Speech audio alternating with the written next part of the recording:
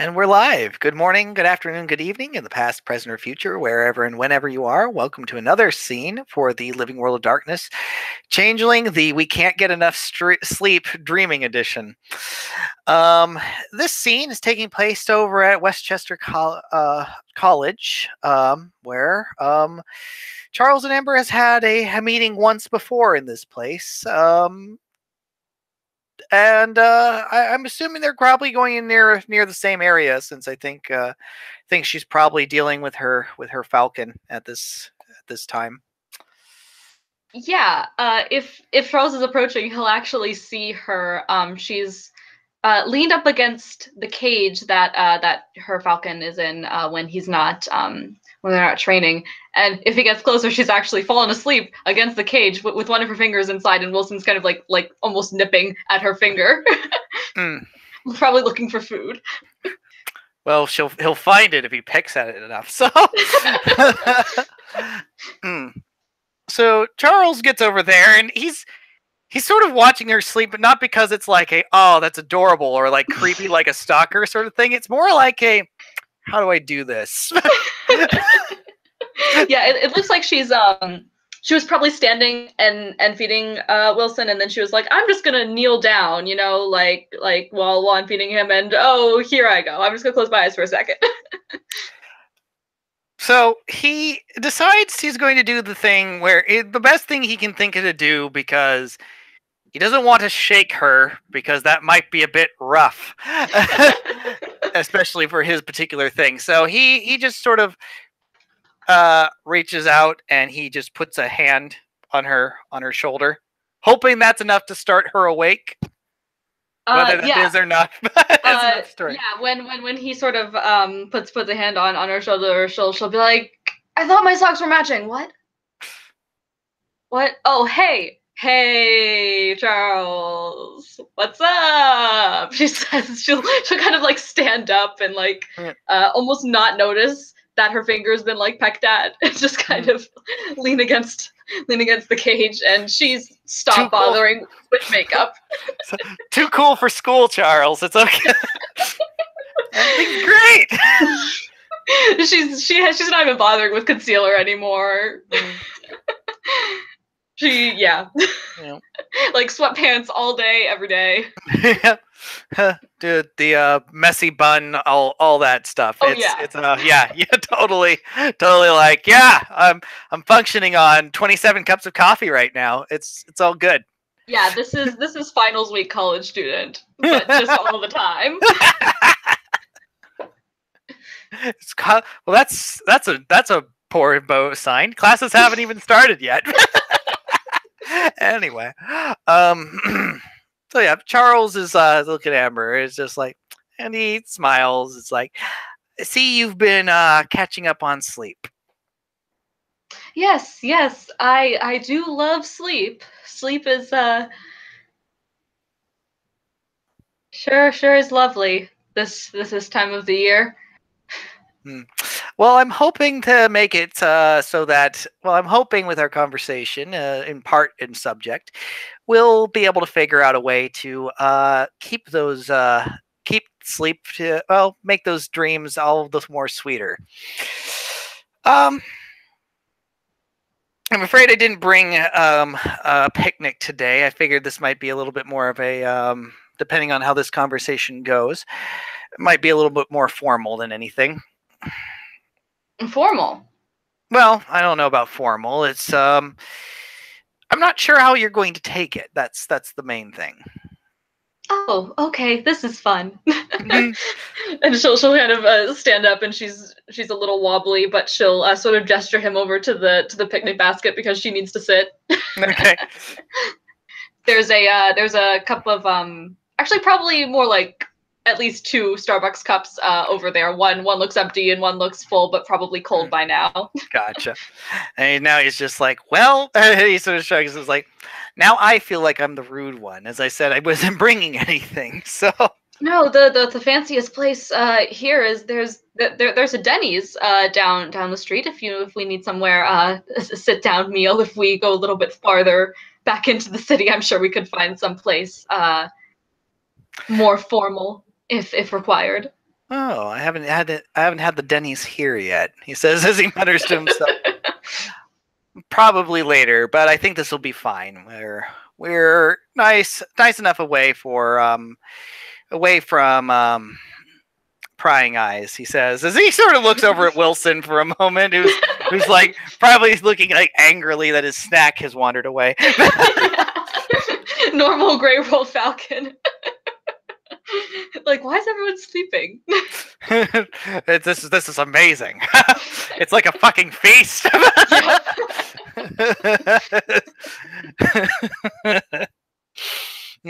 But anyway, so they probably sit down for a moment and stuff like that. He goes, well,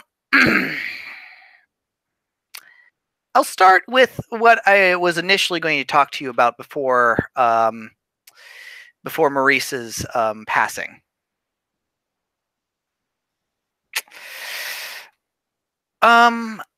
I don't know if you've heard about me speaking to individuals about a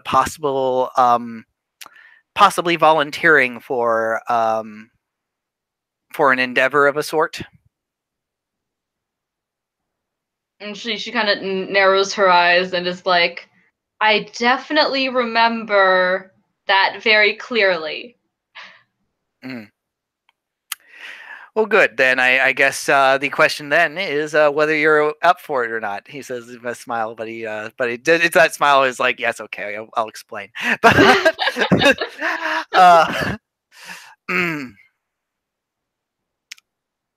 I have been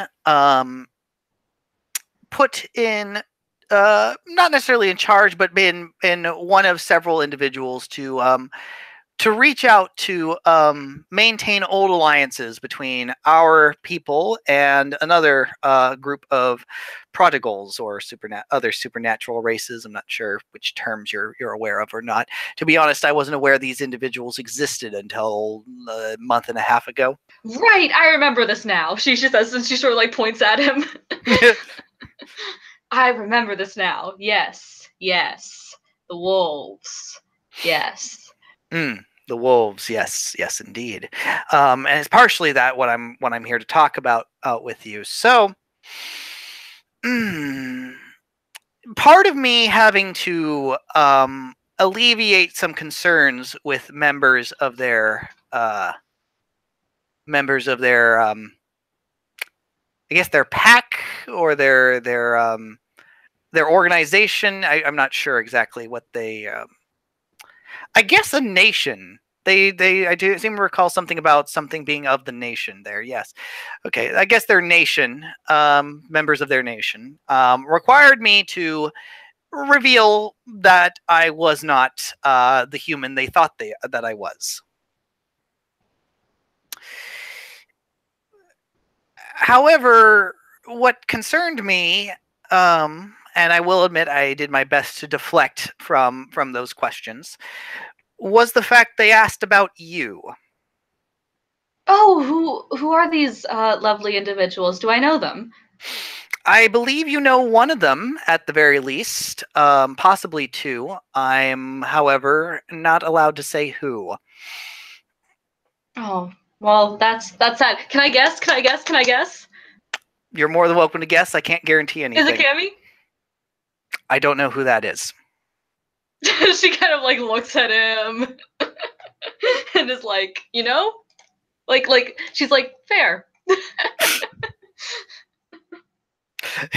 Actually, wait, he thinks for a moment. It's like, and then he pauses and he goes and he squints. Wait. Describe her? Or them? Oh, you play Overwatch? There's a look on his face like yeah. pretty sure he doesn't. Yeah. Okay. So he's a closet nerd who's not that much of a closet nerd. Purple hair, had a bruise on her forehead, was really good fighting against doors. Looks real good in a bathing suit. Let me tell you. Oh, she was the one when we were at the arcade at the barcade, right? I that was a long time ago, Charles. And I remember all of it. Of course you do. He says with a smile because of, I mean, he's even this was a bit of a stretch for him, but it's like, okay, yeah, okay. But now he's noting that in his brain. It's like, Cammy, okay. Well, I don't know. Well, this is interesting because I want to know if these people, like, if I know them, like, if they're in my harem, like that would be really funny. I think. I heard Cammy talking about something weird, but I just, thought it was, people, and she just kind of like gestures widely to the open field that they're in with absolutely no people. Of course, and I'm sure, like I said, they thought I was people too until obviously I wasn't. And I had some suspicions about the individual I was speaking with, and I'm doing my best to protect their privacy on that one. However, they were a little concerned, as they had mentioned that their packmate was concerned about the fact of our true natures, and had confided in the individual who confided in me that they were considering putting me under surveillance. Hold on. So the person, hold on. Can you use fake names? Could you start all that over again with fake names? Okay, let's start with let's say the individual I have have the greatest connection to. Let's call them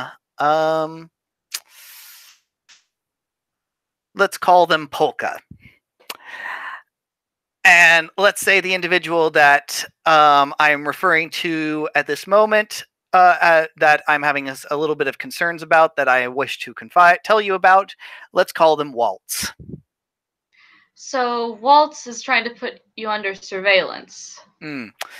It started as that, but Polka managed to convince them not to do so. However, you had come up in their conversation as possibly being something like me. I did not confirm or deny that at the time. Like I said, I tried to sidestep that to maintain your privacy. However, upon this suspicion, Waltz said, perhaps I should also put her under surveillance.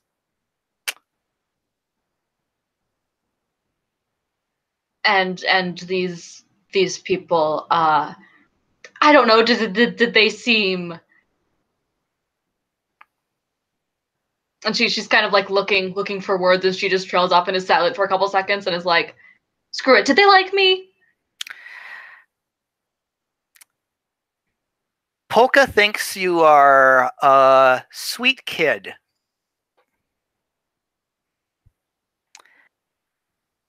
Those are 2 words to describe someone?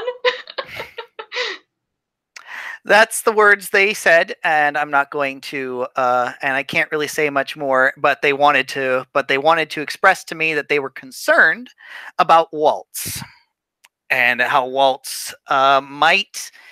They've dissuaded Waltz from doing anything at this moment,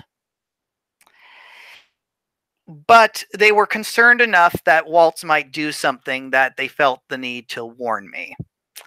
And I informed them that I would have to at least inform you, that in case things were to happen, as it was my responsibility. What sort of things? Like, are they gonna be monitoring my browser history? Because like they could do that if they want. Like they're gonna have a great time. Well, I think more the webcams would have been more the concern, along with every other. They should at least pay for that. No, wait. There's footage like that for free online. I think also traffic cameras. Oh, well, I don't drive, so. Security cameras. She kind of thinks for a second and is like, I mean, I own a store. I I went to a CVS this past week for, I don't know, tampons, but like, she kind of shrugs. I don't know what places. I mean, I appreciate the whole like watch out for this because creepy people might be looking at you, but like I don't know how much information they could gather from watching me. Well, I just didn't want to assume that you wouldn't want your privacy invaded. Oh, that's fair. That's fair. Do they like not like us or something? More, he's just thinking for that. I don't know. To be honest, I have been at least as upfront with this individual as possible, with Polka as possible, and they seem to have an understanding of why we, of course, keep our secrets to ourselves for the most part. Waltz, I'm not quite so sure. As I said, I haven't met Waltz. I don't know who Waltz is. But they definitely seem to have a keen interest in both myself and you when it came to wanting to put us under surveillance. I'm just gonna make some quick wits rolls right here because normally Amber would be putting things together. I don't know if at the moment her brain is working. Okay, her brain is working, and she's gonna kind of steeple her fingers and lay her head on her chin and narrow her eyes, and like for a second her eyes close, she like jolts back awake. But I figured it out.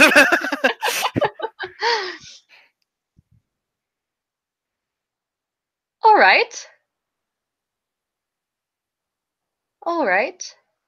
A sweet kid. A sweet kit? All right. If these people must be possess at least some level of intelligence to be concerned about me. I try to make myself pretty unassuming, but did you have some sort of proposal as to how to handle this? Well, I expressed to Polka that it would be in their best interest not to be putting us under surveillance, as that would probably be some sort of breach into our alliances. Our alliances, after all, we're supposed to be building a bridge of trust, and how can one build a bridge of trust when one is invading others' privacy without their knowledge? That's fair. So, as far as I know, I'm going to trust Polka, as Polka wished to express that they wanted to keep this in house. However, should a breach happen, I wanted to make sure that the parties that might be involved in said breach are informed. It hasn't happened, as far as I know, but it is something that was considered, and is something that Polka was concerned might still be something that they would decide to do regardless of advice. Well, how is that going to impact your mission to help them? Well, here was the thing I was considering, he says as he sits back for a moment. If the individual is so concerned about us and wishes to keep tabs on us, regardless of whether they actually do it, I was wondering whether or not we just want to put our best foot forward and just put ourselves out there, so they have no reason to put us under surveillance. See, I've been trying to gather up volunteers, as part of this alliance involves a bit of a give and take between our people. They've helped us out in the past. Apparently, there was an event about 5 years ago that they helped us with, that involved great risk of their lives and the lives of our own. And it's our turn, or it's about that our turn time to sort of, in some respects, return the favor. There is an invading force coming in from a dimension that is not ours and yet not here, numbering in the 500s from what I was understood.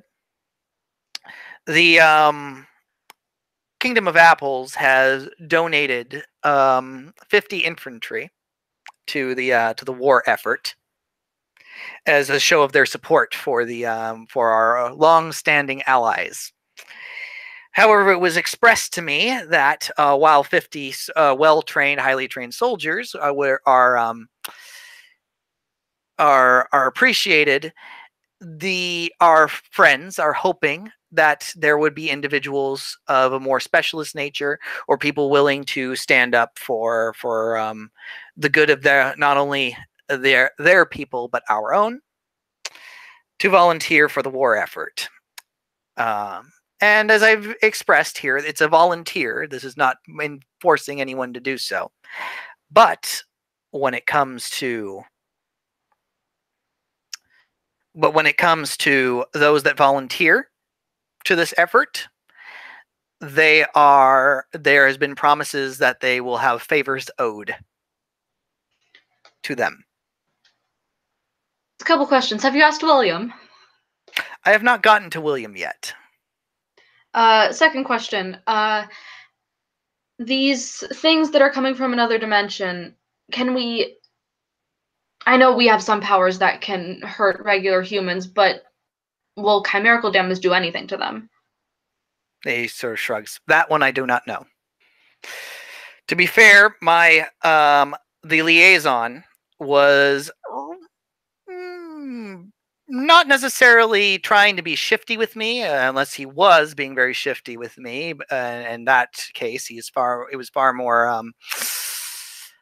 more skilled with his words than me, and that's hard to find. But he expressed the fact that he knew the numbers, he knew where they were coming from as far as the dimension was concerned, and the fact that these individuals were going to make sure that when they struck, it was not going to be in places of heavy populated areas. So outside of the sight of dreamers, which is probably why at least our allies are feeling comfortable with possibly changing into 9-foot-tall monstrosities. I'm sorry, what?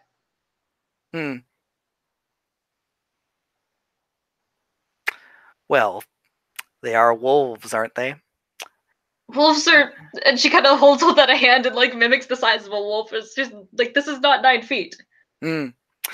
Yes, indeed. Except the one I saw when it decided to show me exactly what they were, decided to do so in the back of Winnebago, and it was something 9 feet tall, mostly muscle and fur, and fangs and claws. That's not a wolf. Well, the head looked wolfish. Oh God. So I don't know if you're familiar with the I don't know, I don't want to say food chain, but that's basically what it is. So foxes and wolves, our prey don't often overlap, so there's not a whole lot of interaction that we do, but when it does come down to it, wolves do often or not, I don't want to say often, when it does come down to it, wolves are usually the ones that will kill and eat the foxes rather than the other way around. So now if you're saying that this thing is 9 feet and I am a little over 5 feet, normally not as a fox, when I'm a fox, I'm like barely 1 foot. That's a little bit of a disparity there. She's kind of like gesturing with her hands, like 9 feet and then 5 feet on her head and then like barely 1 foot, like on the ground. I don't know if they want a small little cat dog creature, helping them. I feel like if they're 9 feet tall, what do they need our help for? If I was 9 feet tall, I wouldn't need to ask anyone for help. You know what I mean? Well, old promises are old promises, and as I said, this is a volunteer. I'm not asking you to do this.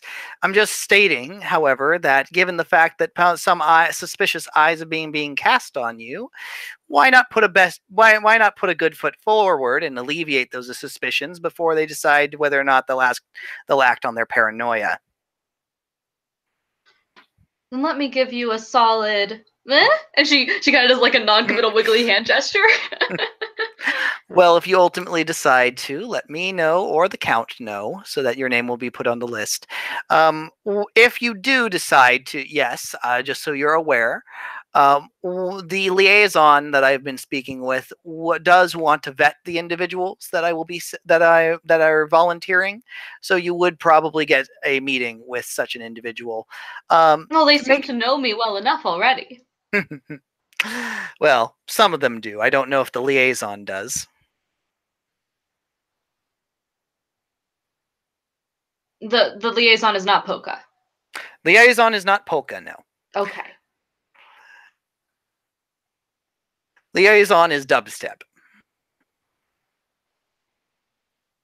The narrowing of the eyes happens again, and there's the she doesn't fall asleep this time. There's narrowing of the eyes, and she just gives a little nod, and rubs her eyes with the palms of her hand and is like, but genuinely, thank you for bringing this to my attention. It's it is nice to know that some people are looking for me, or perhaps looking out for me, even if I am not quite sure what they have to be nervous about. But it's good that it's to know that it's happening nevertheless. After all, I don't want to assume, but I believe most people value their privacy to whatever varying degrees they have. But usually, someone setting eyes on someone, however long they intend to do so, is usually not something most people are comfortable with, especially without their knowledge.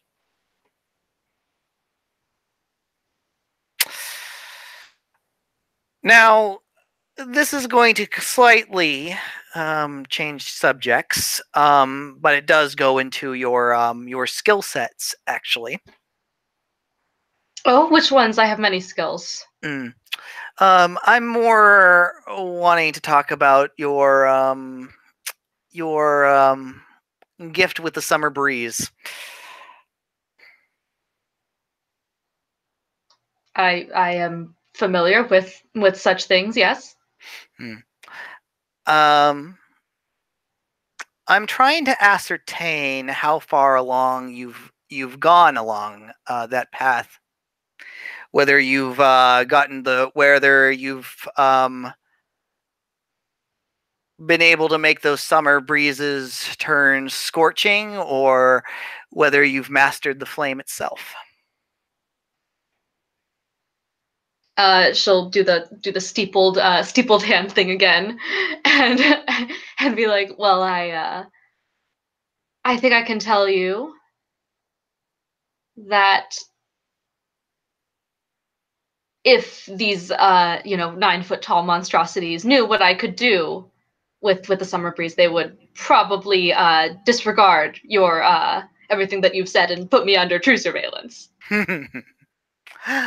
Oh, very good. But it's a good enough answer for me, because that comes down to this subject with how we're going to deal with these nightmares that we've been having. You think that could help? He nods. Of course you were there. You read the stories. But the story about how something had happened with Mara and 4 sorcerers gave gifts to Baku in order to make him to bring the balance around again. My conversation with Mara makes me understand why it was 4 sorcerers and 4 gifts for Baku. The same thing happened with her. That's why the balance was thrown off in the first place. 4 people gave 4 gifts to her. And thus, that's why she is as mighty as she is. And After my conversation with her, I will have to say this. The only reason the gifts were removed from Baku as easily as we had accidentally done so was because circumstances fell just in the right way. The problem now is, of course, Baku does not have the gifts that he once had anymore. And so he needs new gifts. And in order for the Baku to get gifts, we need 4 sorcerers. How would these sorcerers bestow such a gift upon Baku? Well, as in the story, the gift was given freely. Whatever that gift was, it depends. I want to say it was probably depending on what their particular mastery was in. I know what I'd give Baku. He says, and he nods at that one. I know exactly what I'd give Baku. But I'm still trying to look into what exactly needs to be done, as Misha, who I had this conversation with the other day, had mentioned that it's a debate of how we can make these things a permanent gift so that Baku will be empowered by our gifts for forever, rather. But we need to know who is capable of performing such a task before we can really get into the nitty-gritty. Well, if it's possible to bestow such a gift without, I don't know, burning myself up. One moment. Sure.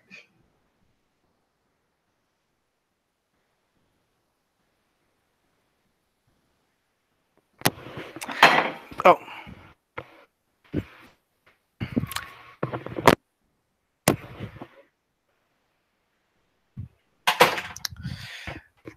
Bloody orange craft cider. Nice. We'll have to open you in just a little bit. But anyway.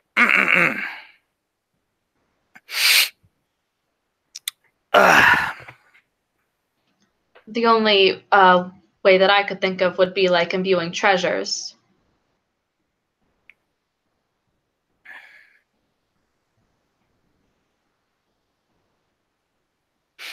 Well, I'm taking it upon myself to do the research into that matter. I'm just trying to figure out who is capable. And I know myself am capable of the task, and I'm 99% sure Alice is as well. I would be willing to lend my efforts. There's a reason I'm so enraptured with Beltane. He sort of nods at that. Then we have 3, as long as I can convince Alice that it's for the greater good. I have put my thoughts into these things, and I know one other individual who is a sorcerer, but I have a feeling that if I were to walk up to him and ask, he'd probably give me something about Dawn's will. Huh? Don't worry about it. I'm sure he'll say that it's someone else's destiny.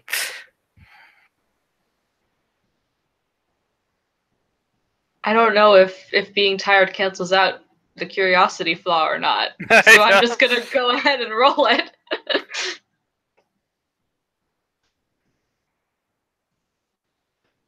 Okay, she looks confused and she looks like she's gonna open her mouth, but then she yawns instead. Yeah. Oh, yeah, hold exactly. Okay. Well, I guess brainstorm? See if I know anyone else? Or anyone else who's close, that if given the right motivation will put themselves into the position we need them to be. Right.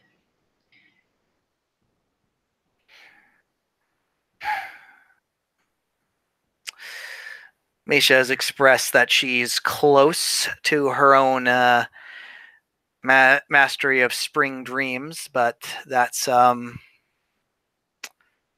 that's uncertain. We still need to make sure that we don't have any other options on the table, just in case. Right. And I think she's having an invitation for people to speak with Baku coming up soon. I don't think I'm going to be able to make that, unfortunately. There's a number of things going on that I have to keep my attention on. And I still have to do that research about what the price is going to be.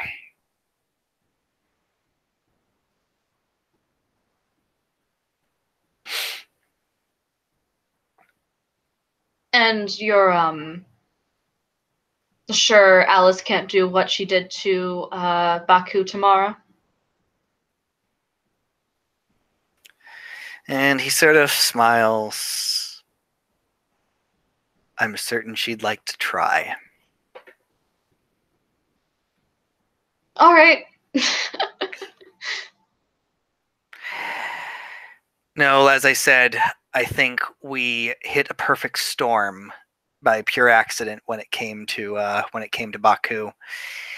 Whatever was done with Mara, that's going to require a lot more work. And I don't think we have the time.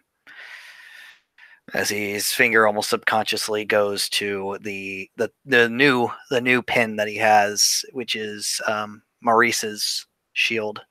Mm-hmm. All right.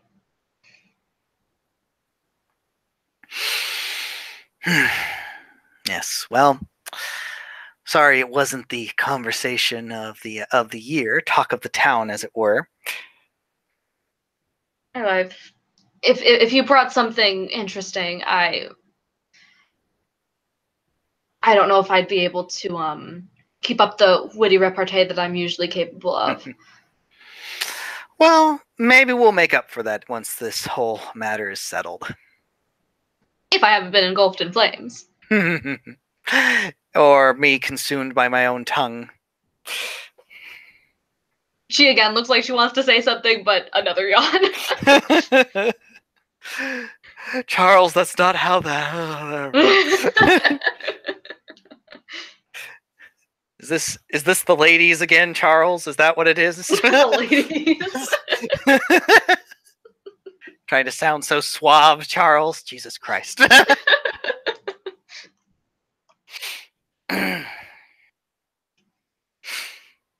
Well, I'd like Quick to hear. Question. Yes, are go ahead. The wolves that aren't wolves, are they bringing any other friends? Is there anything else I should know about? You know, if I were to show up at this battle, like, now I'm prepared. Well, I'm not really prepared. I'm aware of 9-foot-tall wolves. Is there, like, I don't know,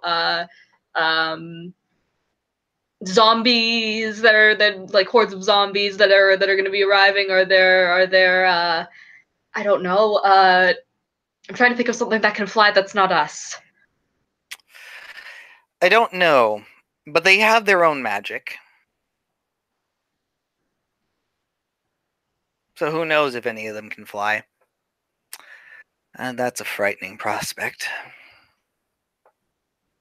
Yeah, they don't need to fly. I was talking about things that aren't wolves and things that aren't us. Now I have in my head, sorry to break it for a moment, but now I have in my head that image of like the oh yeah, a lion can jump 36 feet, and they mistake it that it can jump 36 feet in the air.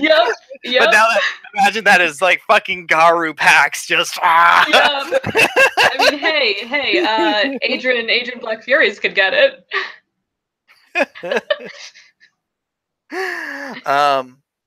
To be fair, I am still uncertain of who else might be involved. I think it's a joint effort between our two people.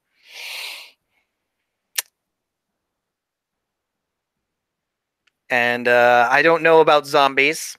All I know is that the entities that we're dealing with come from a space between. And they number in 500. And that's all I know, unfortunately. They are looking for specialists, so it's not just necessarily frontline runners, people who are good at infiltrating, people who are good at healing, people who have unique talents. So what you're saying is they're definitely tentacled eldritch horrors that need distracting. He's pausing for a moment on that. Potentially. Well, I suppose if I must, it's for the greater good and all. That's me laughing out of character, but God damn it. Anyway. Yeah, poor Charles has no idea. Poor Charles is too innocent for that. Poor Charles. Poor Charles. Well, if you think you'll be a good distraction, I'm sure they wouldn't mind that. But I'm sure there's other talents you have that'll be far more useful. But I think for the time being, while you mull that over, we should focus on the Baku and Mara situation. Right. Get this resolved. I would like to sleep without having to revisit what I already know over and over again. Have you read about REM Rebound? Of course, you have your psychologist. I'm not looking forward to that. Well, if you need to talk about the after effects in future, you know where to find me. More like I'll be so exhausted I won't be able to get out of bed for a couple days. Well, I'm sure it'll be well earned for everyone involved. I'll give the 9-foot-tall wolves a good show of me in bed for 48 hours straight. I'm sure they'll enjoy themselves immensely. I'm sure that it will be something for them to remember. Do you want me to talk to William about the fighty stuff? You may. You're welcome to do so. I was planning to do so myself, but if you wish to, if you think speaking to him rather than me speaking to him would be better, then I will leave it to your wisdom. I can't promise how much I'll be able to tell him, but I will. She takes out a Sharpie and writes on her hand, fight William, 9-foot-tall wolves. Just like on her arm. It's gonna be like fucking Memento. She's gonna be looking at it like, what the fuck does this mean? Yeah. Fuck was I thinking? Why is my finger nearly gnawed off? I don't know if it's gnawed, more like pecked.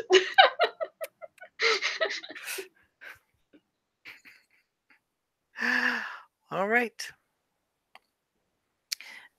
Do you need someone to keep you company to make sure you at least get to your ride safely? He asks, knowing he asked a question. Yeah, no, her brain is processing and is like, if you're so sure that you can stay awake for the train ride home, the train is very relaxing. It is. And I'll do my best. Shall we? First, and she'll kind of hold up her hand, almost like she's calling her falcon, and be like, "Where is that damn bird?" He's in the cage. Did I do that? I don't know if he ever got let out. Oh, he's fine. He's fine. He's just in his cage, locked outside from the kennel. He'll be fine. She just kind of is like again a non-committal wiggly hand gesture and is like, "Let's go." Okay. And I think as they make their way down towards the train, towards far too relaxing train rides, I think that's where we'll end the scene. Unless there's anything you wish to add for the final bit. Nope. Okay. And with that, we will end the scene. Thank you, players, for playing. Thank you, watchers, for watching. Bye-bye.